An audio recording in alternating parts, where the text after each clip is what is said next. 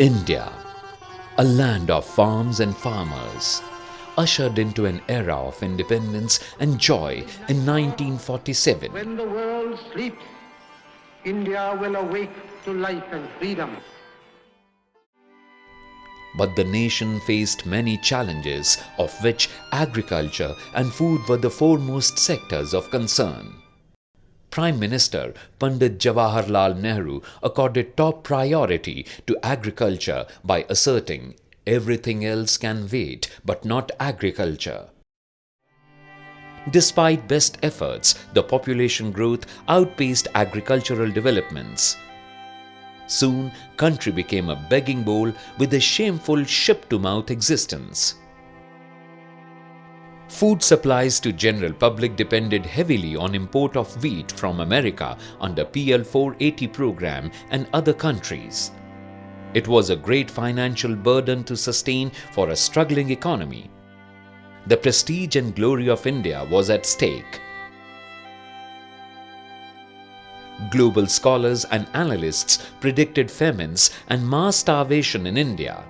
Paul and Ian Ehrlich, a very famous population expert, they said Indians have no future unless a thermonuclear bomb kills them.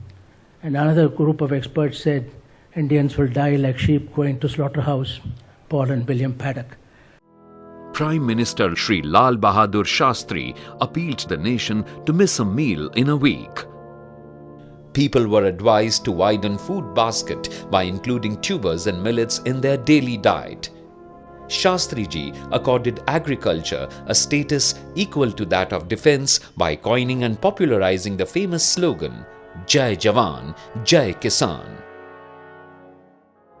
In 1965, a serious drought and Indo-Pak war further worsened the situation. Import of food grains reached a record peak of 10 million tons during 1966. Prime Minister Srimati Indira Gandhi reposed faith and confidence. It's a challenge which has to be faced and met. And I don't think it's a desperate situation by any means.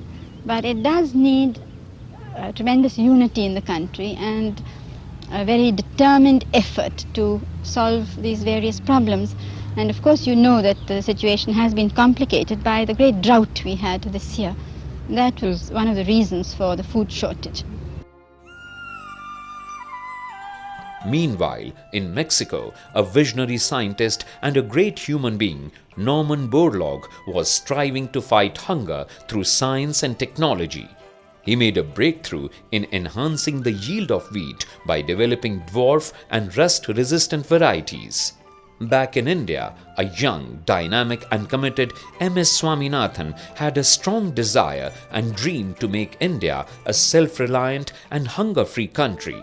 He joined erstwhile Botany Division of the prestigious Indian Agricultural Research Institute, New Delhi in 1954 with a firm belief that semi-dwarf varieties of wheat can do wonders in Indian conditions. He recalled his acquaintance with Dr. Borlaug and raised his hands for help in India.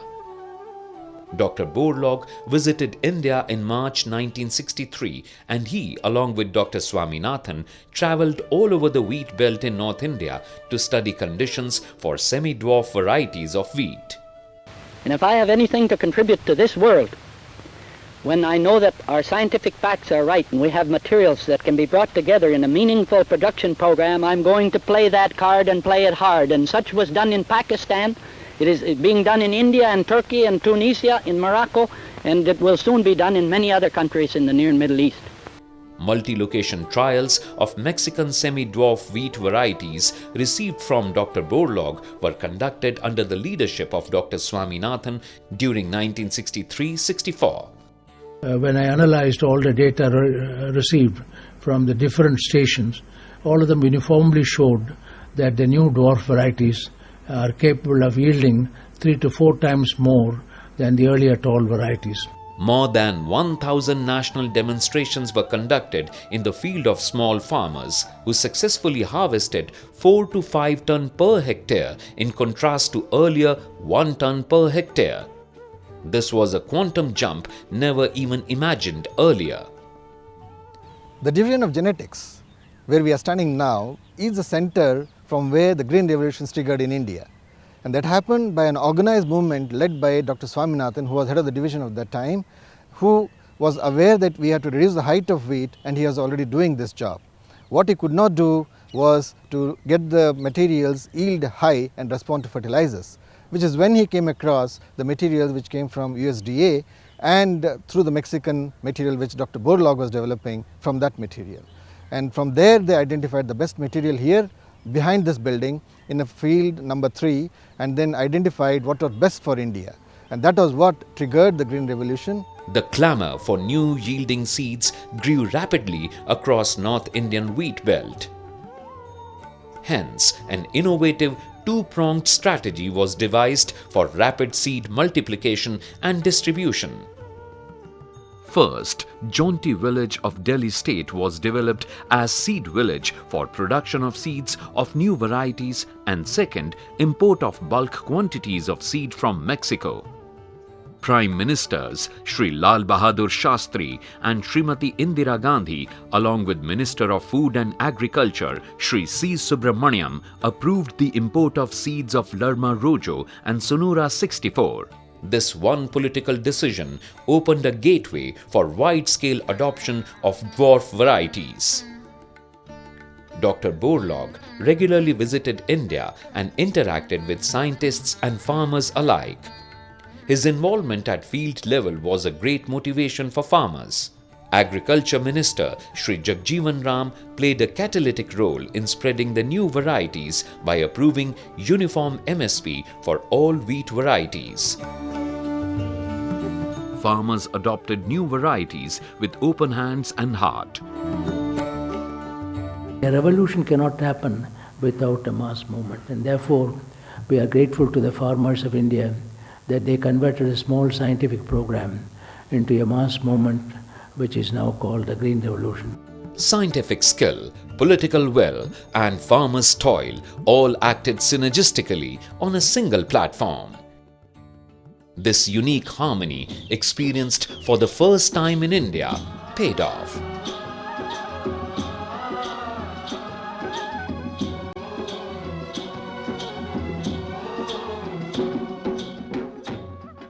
In 1968, nation reaped a bumper harvest of 17 million ton wheat that was just 11 million ton in 1966. This was the biggest leap of wheat production ever recorded in the world. Government of India released a special stamp to highlight Wheat Revolution. Dr. William Gord of USAID coined the term Green Revolution to recognize this spectacular achievement. Since then, wheat production has never looked back. Science and technology acted as prime mover to sustain and accelerate the momentum. Prime Minister Shri Atal Bihari Vajpayee aptly rephrased the popular slogan as Jai Jawan, Jai Kisan, Jai Vigyan. Recent production of wheat has crossed 95 million ton, which is another milestone achievement. The Indian Agriculture Research Institute played a key role in ushering in green revolution in this country. The seeds of high-yielding varieties of wheat, they were brought from Summit. They were first tested in the campus of this university and then subsequently sprayed to other parts of the country. And the leadership then, Professor M.S. Swaminathan and others, they played key role in taking the seeds to different parts and sowing those and then bringing in this significant change in our production and productivity in wheat, and that brought in green revolution. Recognizing the leadership of Dr. Swaminathan, the country loves to call him Father of Green Revolution.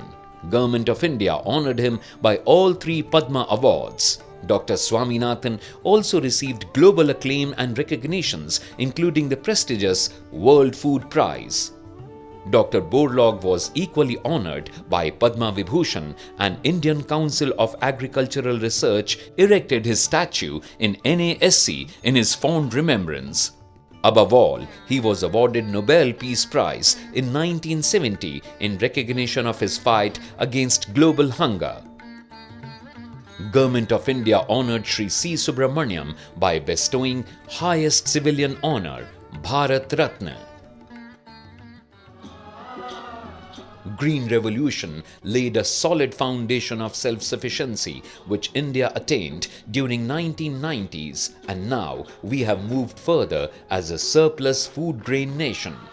The country has more than 50 million tons of food grains in buffer stock and an all-time high annual export of 20 million tons. National Academy of Agricultural Sciences joined hands with Indian Council of Agricultural Research and IARI to commemorate Golden Jubilee of Green Revolution. Agriculture and Farmers Welfare Minister Shri Radha Mohan Singh felicitated Dr. Swaminathan and veteran scientists, research institutions and farmers who contributed in realizing the dream of Green Revolution. अब आज हम स्वावलंबी हैं और सिर्फ स्वावलंबी ही नहीं, हम निर्यातक देश भी बन गए। तो निश्चित रूप से इस प्रगति में जिन महापुरुषों का योगदान रहा है उसमें से बहुत सारे लोग आज यहाँ उपस्थित हैं। मैं उन सबों का अपनी ओर से अभिनंदन करना चाहता हूँ, उनको बधाई देना चाहता हूँ। हम सब मिलकर कृषि को ऊंचाइयों के शिखर तक ले जाएंगे। मैं समझता हूँ कि आज के दिन ऐसा संकल्प करने के लिए उचित अवसर है और इसी संकल्प के साथ हम सब लोग जाएंगे। Country is now striving for second green revolution with the motivation and support of Indian leadership.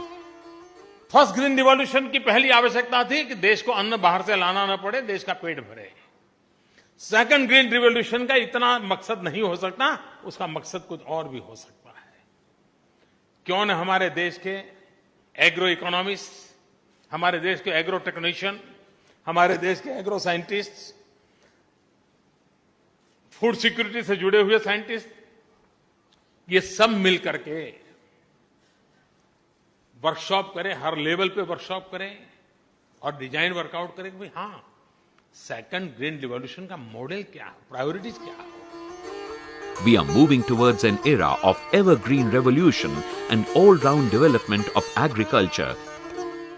50 years of initiation of Green Revolution in this country, a happy occasion celebrating Golden Jubilee of Green Revolution, and it's an occasion for us to pay our tributes to those visionaries and leaders who enabled Green Revolution, bringing food security and smiles on millions of people in this country. I would like to say at this stage, agriculture remains the core of Indian economy. If agriculture fails, nothing else can succeed, and if agriculture succeeds, nothing else can fail. Especially the youth of this country, being the youngest country in the world, would like to say how much of smiles, how much of skills, how much of science and challenges and opportunities are there in agriculture. It's a call to the youth to join this mission, agriculture. Come, let's join hands and celebrate Indian agriculture.